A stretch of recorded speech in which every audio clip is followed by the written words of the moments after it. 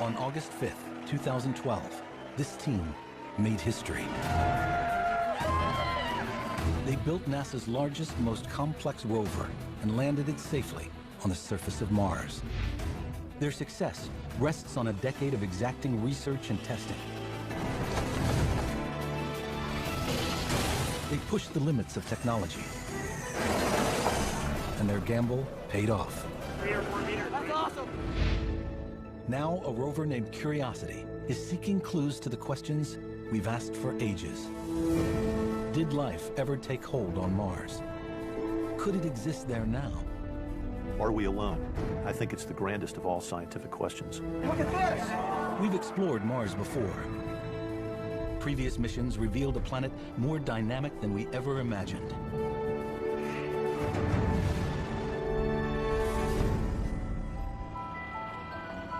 Curiosity will launch a new age of discovery, driven by an enduring dream.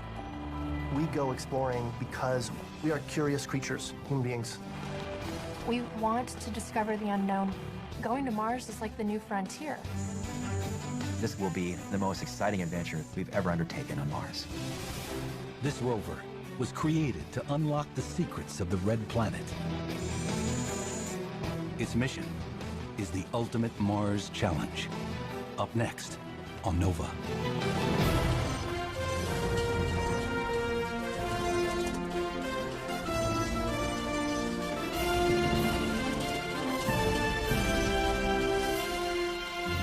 Major funding for NOVA is provided by the following.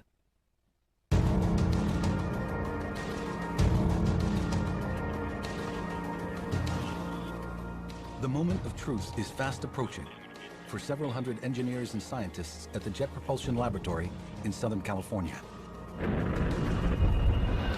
8 months ago, this team launched a mission to Mars. In less than an hour, the spacecraft they designed and built will touch down safely or meet an inglorious end.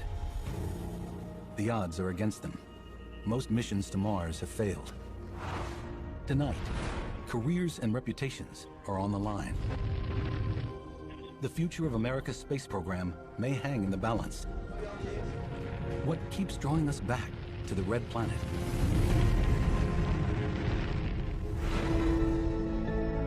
Mars may be only half the size of Earth, but it has grandeur.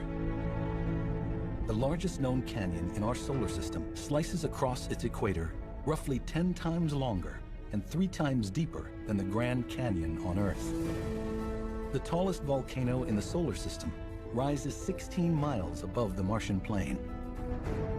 Colossal craters punctuate the planet. Beautiful, but there's nothing welcoming about this place. Mars lacks a global magnetic field to protect it from the solar wind. Blasted by radiation, its atmosphere, mostly carbon dioxide, is 100 times thinner than Earth's. Too thin to trap much heat. Temperatures can rise above freezing at the equator during the Martian summer. But mostly, the surface is frigid, averaging around minus 64 degrees Fahrenheit. Liquid water would vaporize or freeze solid almost instantly on Mars today. And yet, water has left its mark all over the planet.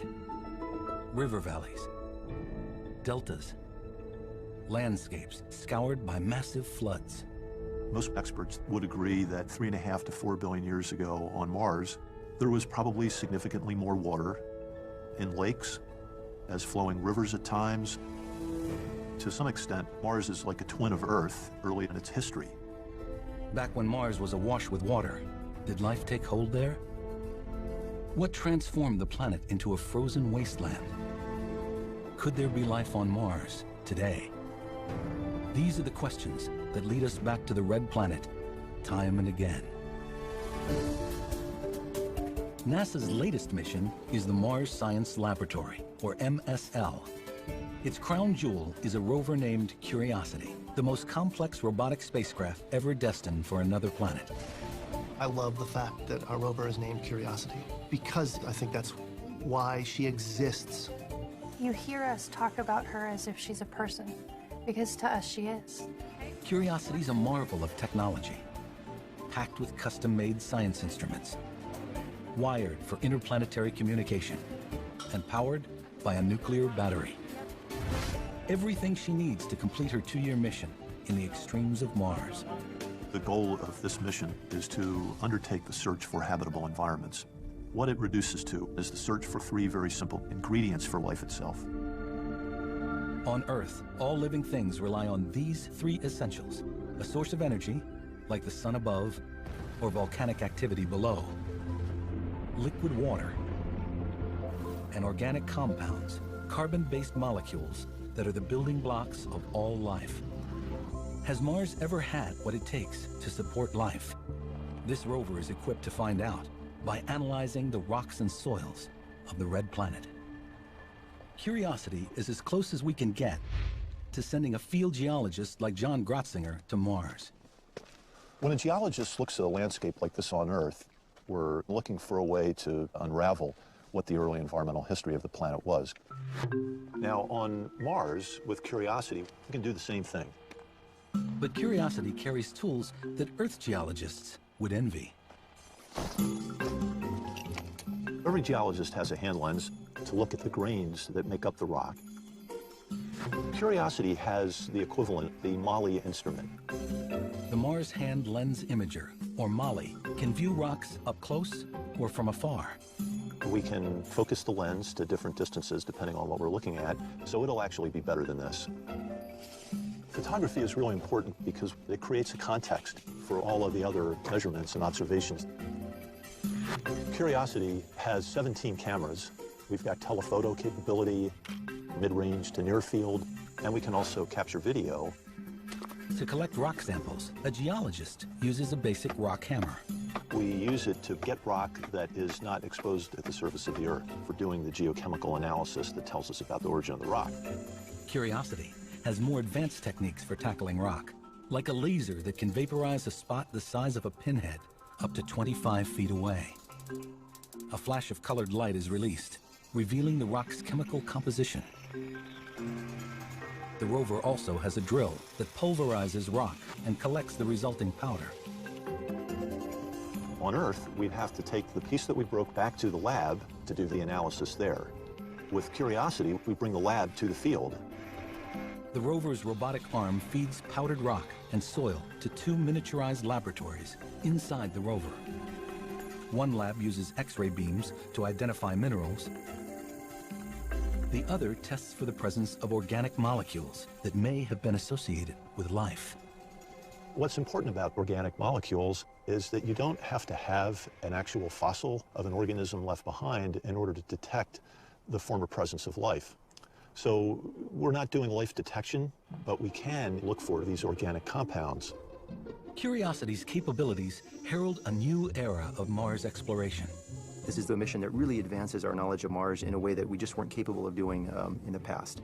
We're taking 15 times more scientific equipment with us this time, and therefore the rover that drives that around on Mars has to be that much bigger. Curiosity weighs nearly 1 ton, more than twice the combined weight of all previous Mars rovers. And when it comes to landing on Mars, every pound matters. We knew we needed a new landing system. We've never landed anything this big on Mars before. All the successful landings have used the same techniques, up to a point. The vehicle is packed in a back shell with a heat shield to protect it from the friction of entering Mars' atmosphere. Then a parachute takes over. But the Martian atmosphere is too thin to slow the descent all the way to a soft touchdown. So what are the options? Giant airbags allowed previous rovers to bounce to safe landings.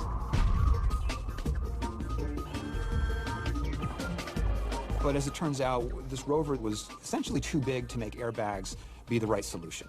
We looked at that, and the airbags wound up just being big and heavy, so we said, okay, let's come up with something else. A rocket-powered descent on a lander with legs was a more traditional approach. That's how you're supposed to do it. You're supposed to land with your rocket below you, climb down the ladder, and explore. That's how Buck Rogers did it. That's how the Apollo astronauts did it. But we could see a legged lander would be too top-heavy with a big rover sitting on top of it. So we said to ourselves, why don't we turn it upside down? Let's flip it around and put the rocket on the roof. and land the rover on its wheels below. We just started burrowing in on this idea, this rocket-powered jetpack with this rover dangling down below it. Looking at it, it's not intuitive. I think we affectionately called it Hope on a Rope at one point. We're using Flight Spare. They added a new twist to the old landing systems. It goes like this. Curiosity hits Mars' atmosphere at 13,000 miles per hour. Friction slows the spacecraft to 900 miles per hour. Then, the parachute is deployed. A mile above the surface, the descent stage drops away and fires up its rockets. Then, something called the sky crane maneuver begins. The descent stage lowers the rover on cables. Upon touchdown, the cables are cut and the descent stage flies off to crash at a safe distance. The entire sequence takes just 7 minutes and requires perfect precision. Literally, millions of little things have to go just right, like a chain, where success is the bottom of the chain, or it's just game over. To show off their brave new landing system, the engineers created a short video presentation. It was not a runaway hit. Some of our NASA bosses, they just were in horror after seeing this video. It's the kind of thing that you wonder if they're going to be taking odds on it in Vegas. The landing sequence, it's just like surreal of like, really, we're going to do that? Probably the biggest challenge in the Sky Crane system was credibility. Trying to convince people that the Sky Crane system was not an insane contraption, but was actually a very elegant piece of machinery. To prove their design, they had to test it. But that became its own challenge. Here on Earth, you cannot test the one large simulation that takes us from above the atmosphere down to the surface of Mars. Not the right atmosphere, not the right gravity. So we have to break the testing down in lots of little pieces. And by looking at these little individual parts of our testing, convince ourselves that the whole will work. Piece by piece, team by team, testing this new landing system would take years.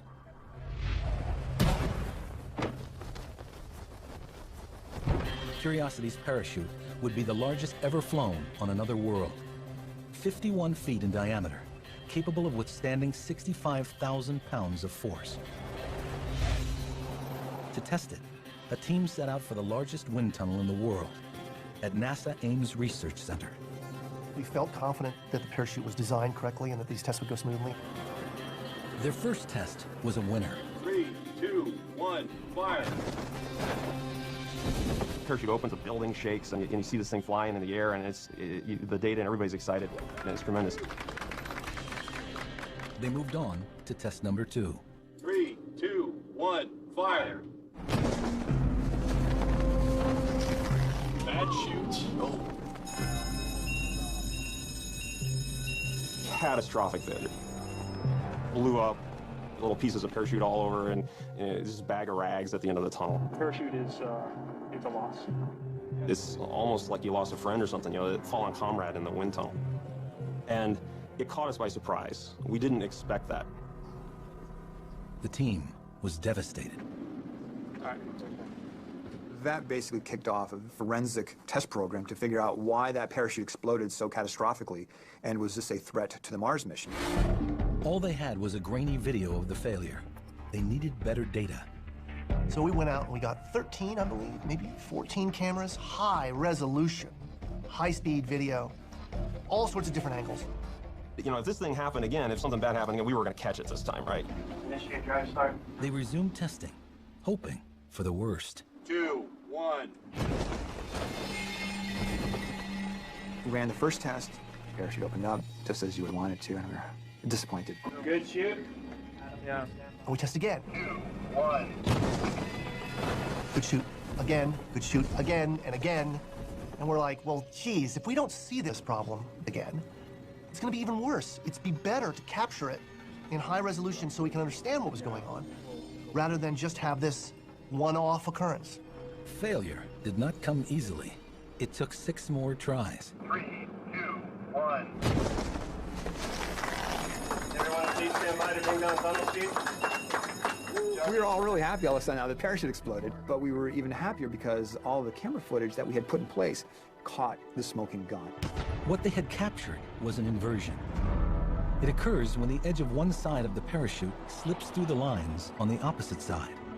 A pocket of fabric catches air and inflates, pulling the parachute inside out and tearing it apart. Could an inversion happen on Mars? The team had to find out. We have just as high a risk of an inversion. They studied the videos for months. This is much less organized than it is here. And then it dawned on them. In the wind tunnel, the parachute took much longer to inflate than it would in the Martian atmosphere. On Mars, when you pop out your parachute, a second later, it's open. In the wind tunnel, it takes 6 seconds, 7 seconds, 8 seconds. And so, waiting to fill up this bag of air, the flapping of the parachute can allow bits of it to overlap and then be pulled through and invert. And the risk of an inversion was even greater because of another test condition.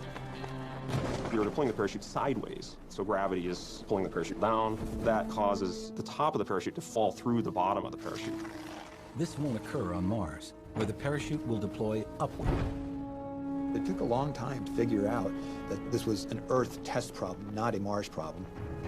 It was a real nail-biter. Since we've only got one parachute, you kind of got to get it right. The team was confident that on Mars, their parachute would perform according to plan. Shortly after the parachute opens and the heat shield drops away, the radar system begins to play a critical role.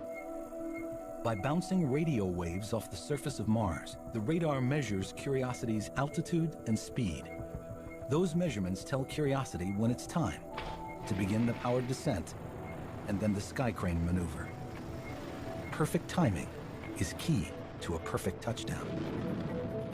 Curiosity's cutting-edge radar is composed of 6 high-power, narrow-beam antennas mounted to the descent stage. Each antenna takes 20 measurements per second for unprecedented range and accuracy, at least in theory. We had to be able to test the radar under all the conditions that it could be exposed to at Mars, and that is a very wide range of altitudes. The radar kicks in about 5 miles above the surface of Mars, while falling nearly 300 miles per hour. So Stephen Lee and his team took their system to NASA's Dryden Flight Research Center. They mounted a radar antenna below the wing of an FA-18 supersonic jet for a series of daredevil flights.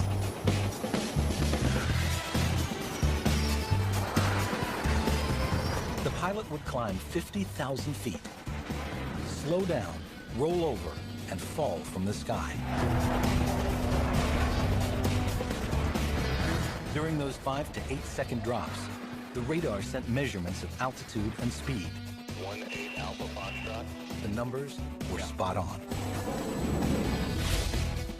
The team mounted the radar to the nose of a helicopter for tests at lower altitudes over the Mars-like terrain of the Mojave Desert. We flew over lava flows, we flew over sand dunes. We flew around a crater that has a lot of shapes that are very similar to what we'll see on Mars. So come down to 81 feet, and then you'll come back up to 90. But the sky crane maneuver posed a problem for the radar. Just as you fly. As the rover is lowered to the ground, it can interfere with some of the beams, which would confuse the radar. The engineers decided to shut down 4 beams and angle 2 beams away from the rover. But would that provide enough data for a safe touchdown? They devised an elaborate test. Underneath the helicopter, we had a radar mock-up of the rover that we would lower and raise so that we could look at how the radar might bounce off the rover and spoof or confuse the radar. Oh, beautiful. We get through that test, and the radar isn't spoofed by a model of the rover jumping out in front of it. We're really good for Mars. That's what it's gonna look like. See that? Look at that. That's nice. We found that 2 beams, even if they're angled up and away from where the rover is going to be, were enough to tell us how fast we're moving towards the ground. 3 or 4 meters. That's awesome. Oh. The radar's job will be over once Curiosity makes contact with the ground. But what will protect the rover from the impact of touchdown? Jamie Wado led the team that designed and built Curiosity's mobility system. Do that again. The 6 wheels, suspension, and other mechanisms that allow the rover to roll over terrain. Stop. This system also had to function as Curiosity's landing gear. The rover touches down at almost 3 feet a second, which doesn't sound that fast. But some of those loads are 2,500 pounds going into each individual wheel. And what the wheels don't absorb goes into the suspension. We're just trying to make sure that all of those precious science instruments are safe. They needed a way to make the system as strong yet as light as possible. Inspiration rolled in on 2 wheels. If you look at the modern bicycle, they do amazing things with shaping the tubes of the bicycle frame for the stiffnesses they want in every direction. And so we talked to a bicycle company that makes titanium bikes, and they helped us build the suspension tubes. Curiosity's wheels were redesigned as well. We ended up taking a bicycle wheel and making it as strong as possible, taking that to the extreme and making it basically a Martian bicycle wheel. Curving titanium spokes and a pliable aluminum skin would make the wheels tough but resilient. Wado and her team test their new system in stages. We're going to do our final countdown and then we'll test. They used a model rover without its wheels to check the mechanisms that release the mobility system during the Skycrane maneuver. The rover has just 6 seconds to pop its wheels into place for touchdown. That test was really focused on making sure that as mobility is deploying, there's nothing that's going to hang up, that all of the cables can move smoothly, they're not going to catch on each other. Small pyrotechnics would release the latches that hold the system close to the rover's body. 4, 3, 2, 1, fire. I don't think any of us really thought it would be as violent, as noisy, or as herkety-jerkety of an event. From a human perspective, there was a lot of, oh my God, is that right? It's not graceful, but it's what you do to get 200 pounds of hardware to go 60 degrees in 6 seconds and be ready for landing. Wado's team used a stripped-down rover model to measure the stresses of touchdown. This simulation was also a test of Wado's nerves. My hands are sweating, and my throat is getting dry, and I'm looking at it going, oh my goodness, and then they let it go. And she hit, and it was so hard, and I was like, you can't do that to our baby, that's too much, that's too hard. It's like that old vaudeville joke, right? It's not the fall that kills you, it's the landing. That's extremely crucial. And then you realize, no, we designed her for that, she's good for that, it's okay. But that tangible, visceral, what does landing look like is much different on a computer simulation than the first time you see it for real. Congratulations, Amy. That's great. The great thing about landing on your wheels is that you're ready, you've landed. Now you can drive around the surface of Mars and go do great science and do some exploration. To prove Curiosity's driving abilities, test rovers racked up mileage over all kinds of terrain. Brakes engaged, motion complete. Sand dunes had been a problem for previous Mars rovers. Still making progress. But Curiosity's wide wheels seem unsinkable. It's really stuck. Okay.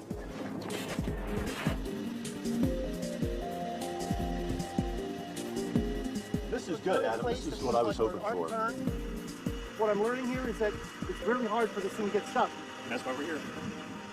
With each test, Mars seems closer than ever. We've been exploring Mars for half a century, but dreaming about it for ages. Life forms on Mars may have developed special ways of preserving their water content. We once imagined it might harbor strange flora and fauna, even intelligent life. Are they planning an invasion?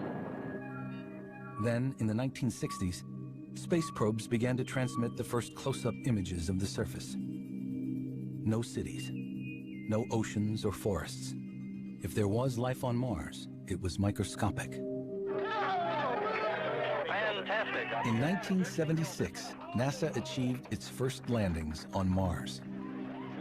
2 Viking spacecraft on opposite sides of the planet tested the soil for living organisms. They found no conclusive signs of life and not a single organic compound. Mars was declared dead. Then we kind of took a break, I think, because of that disappointment from exploring Mars for over a decade. When we returned to Mars, we pursued a different line of reasoning. If Mars ever had life as we know it, it would have needed liquid water. Those channels and valleys looked like they'd been carved by water. But what if some other force, like lava flows, had created them? NASA's exploration strategy became follow the water. A new generation of orbiters began to scour the Martian surface. The beauty of orbit is you can send a lot of instruments. These orbiters are pretty big. We've flown cameras that can actually measure the temperature of the surface, lasers that can measure the height of the mountains, and spectrometers that can map what minerals are present. So from orbit, we can map the entire planet and figure out where all the goodies are. One satellite pinpointed an area rich in hematite, a mineral that forms in water. If I was going to try to find where to land on Mars and look for water, this place is screaming, come here. A rover named Opportunity was sent to investigate. Scores of tiny spheres were scattered on the ground and embedded in layered rock.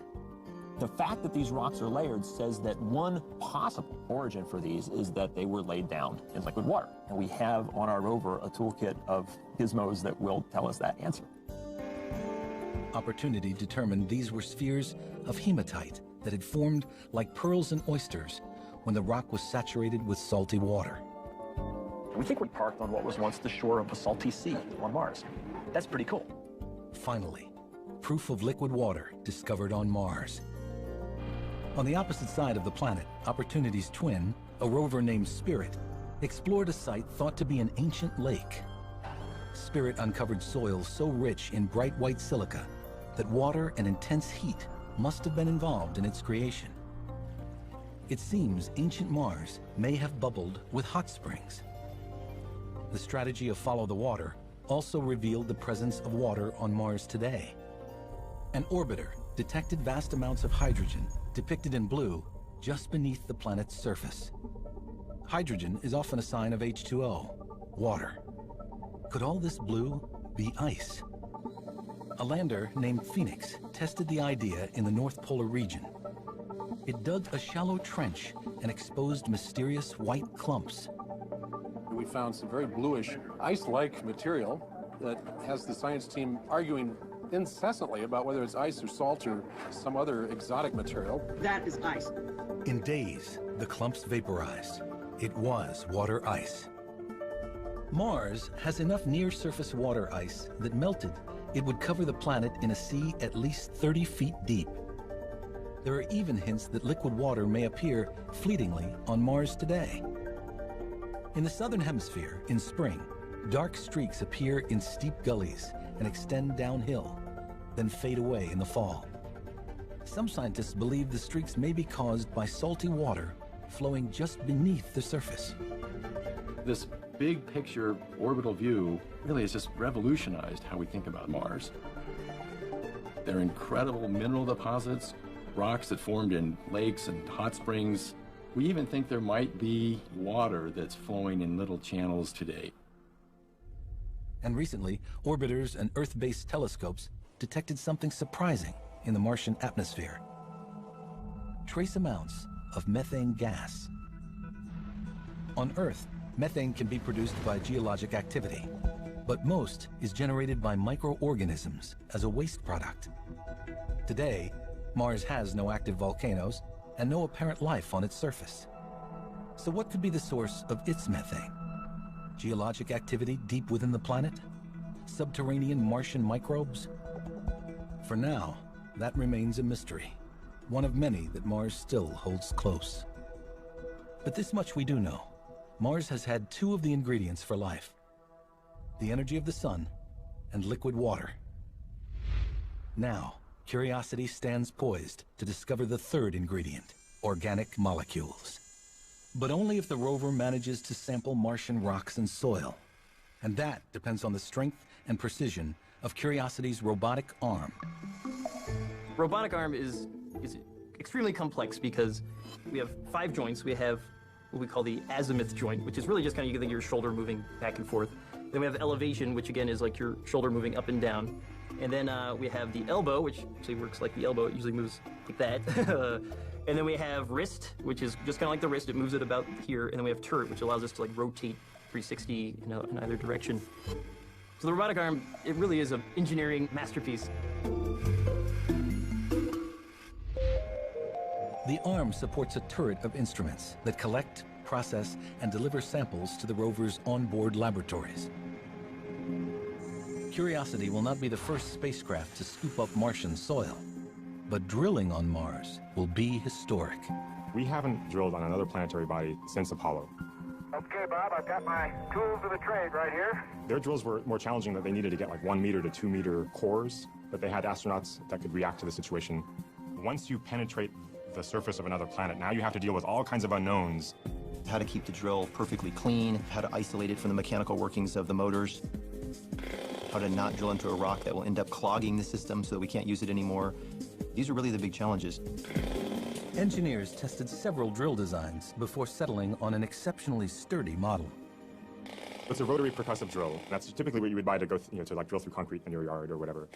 The main difference is the average person in their yard doesn't want to collect the powder. So we have a powder collection system effectively around the drill bit.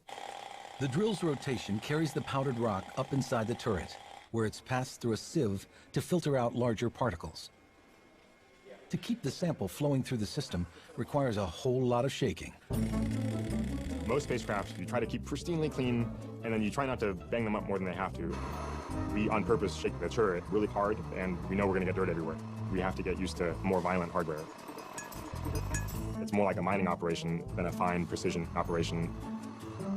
And actually, to understand how to build that drill system that doesn't shake the arm apart or shake the rover computer too much was a big challenge. But the scariest thing about drilling on Mars is not the vibration or the dust. Curiosity is likely to drill on uneven or steep terrain. If the rover slips, it could yank on the arm and damage it. If the drill gets stuck in the rock, it could anchor the rover in place. But there's a backup plan. If, heaven forbid, the bit would get stuck, we actually have 2 spare drill bits. We would unstruck the bit, leave it there, and then we would grab another one to live another day. 3, 2, 1, go. After years of piecemeal testing, a milestone draws a crowd. The first end-to-end sampling test. From drilling, to sifting powdered rock, to delivering a sample, the equivalent of dropping an aspirin in a thimble.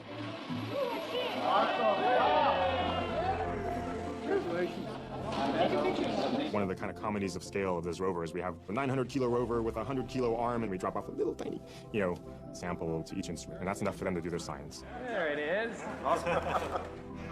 A pinch of powdered rock may tell us whether Mars ever harbored the building blocks of life.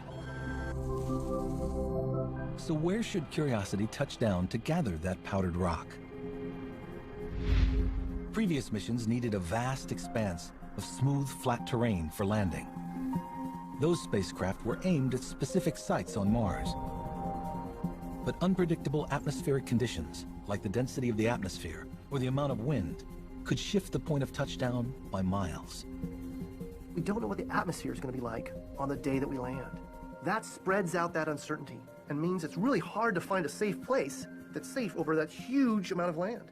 But Curiosity can achieve a precision landing through a technique called guided entry. Just before entering Mars' atmosphere, the spacecraft jettisons 2 weights. This shifts its center of mass and generates lift, like the lift beneath an airplane wing. Now the spacecraft can fly. It monitors the atmosphere and fires thrusters to move higher or lower, to bank left or right, adjustments that help it stay on target. And that allowed us to shrink our footprint of where we might end up on the surface from more than 100 kilometers to something down around 20 kilometers or maybe even a little less. And that opens up a ton of places to land.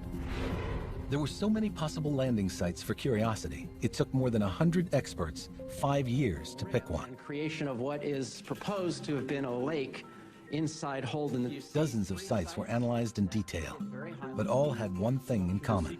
And that there are some incised channels. The starting point was, are there interesting minerals there that we think formed in water? If a site didn't have that, it really wasn't in the running. The experts voted, and finally, a winner was announced. The votes are in. Gale Crater. Nearly 100 miles across, this ancient impact crater may once have been flooded with water. Today, a mountain of layered rock named Mount Sharp rises 3 miles above the crater floor. Orbiters detected minerals that form in water in the lower layers of the mountain. Upper layers may preserve a record of millions of years of Martian history. Geologists, their eyes light up when they see layered rocks because that's the storybook. Exploring Mount Sharp, we start at the bottom and we go to the top. We drive up through the layers, we turn through the pages and chapters, and we may not finish the book, but I'm sure it's going to be a good read. By the summer of 2011, hardware for the mission has been built and tested. Now there's a deadline that cannot be missed. Mars takes nearly 2 years to orbit the Sun. Its distance from Earth changes constantly. The ideal alignment for a Mars launch occurs every 26 months. And that moment is fast approaching.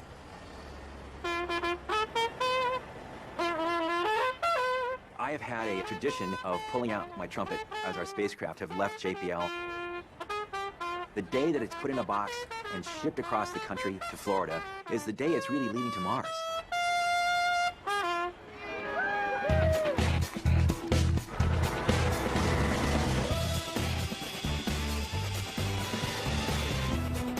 The engineers who built Curiosity take her as far as Kennedy Space Center and say goodbye.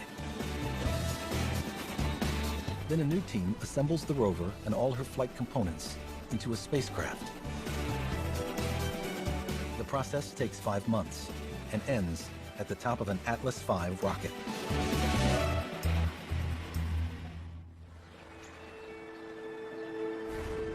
On November 26, 2011, it's all systems go.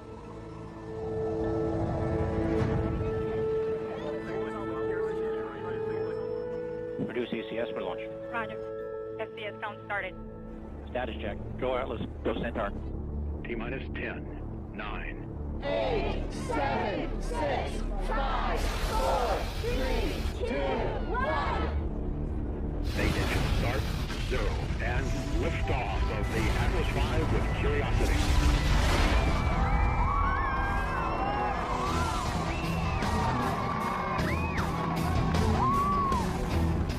That is beautiful. Next stop, Mars.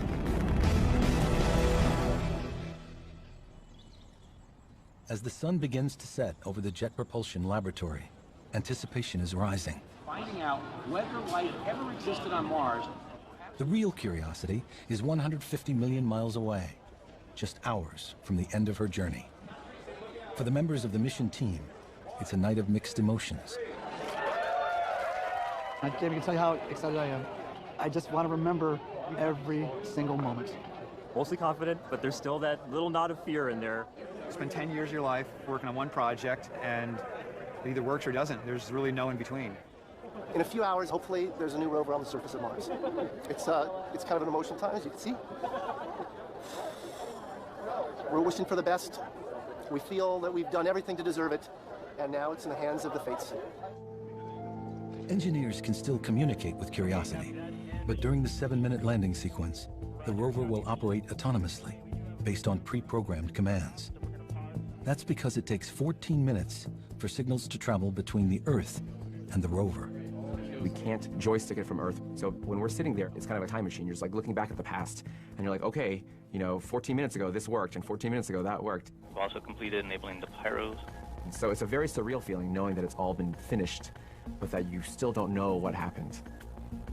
In moments, Curiosity will hit Mars' atmosphere. 7 minutes later, one way or another, the rover will be on the surface of Mars. What the team calls 7 minutes of terror begins now. Start of guided entry. Vehicles continue to decelerate. We're down to about Mach 2. Parachute deploy. We are decelerating. Vigil has separated. We're down to 90 meters per second at an altitude of 6.5 kilometers descending. We are in powered flight. Standing by for Skycrane. Skycrane has started. Descending at about 0.75 meters per second as expected. Tango Delta nominal. Bridge is stable. Bridge is stable. UTIP is good. Touchdown confirmed. We're safe on Mars.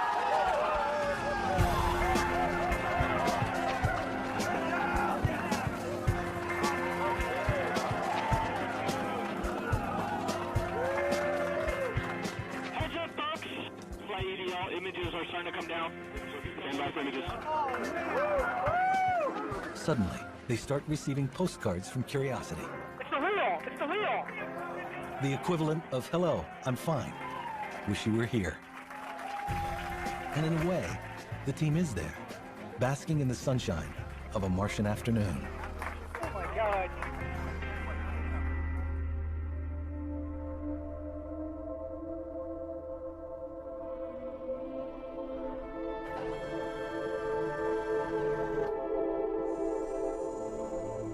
From the start, Curiosity has dazzled the mission team with vistas of Gale Crater. 2 weeks after landing, she sent snapshots from her first drive. But mission scientists were intrigued by photos of scour marks created by the blast of the landing rockets. The thrust was so forceful, it blew the soil and the pebbles away, which gave us an opening to the bedrock. We saw that it was composed of fragments of different kinds of material. So the team began to wonder, gosh, maybe it was kind of a cemented material that had to do with water. It was an exciting clue, because the exact nature of the terrain where Curiosity touched down was not known. Orbital maps suggested water had flowed through a canyon in the northern rim of the crater, carrying rocks and sediments that spread out on the crater floor in what's called an alluvial fan. But did that fan extend all the way to where Curiosity landed? 5 weeks into the mission, the rover sent back pictures of an outcrop that stunned the science team. You're like, my goodness, it looks like somebody got a jackhammer and lifted up a piece of the sidewalk in New York City. And when you look at the slab end on, you see pebbles in it. They seem to have rounded edges. They've all been smoothed off a little bit.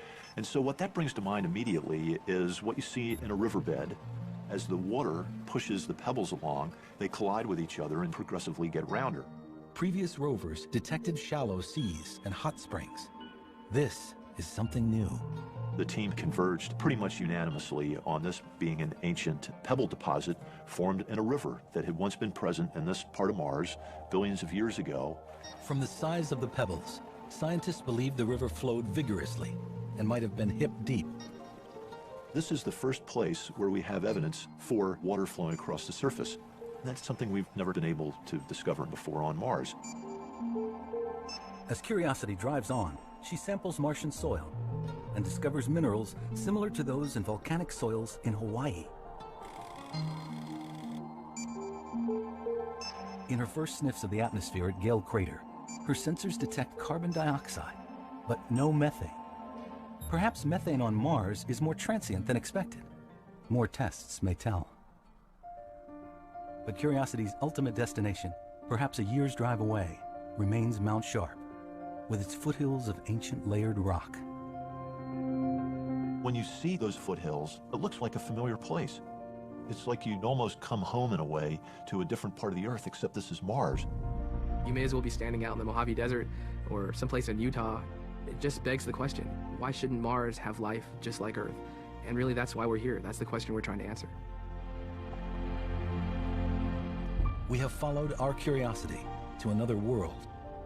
Who knows where it will lead? Our journey of discovery has just begun.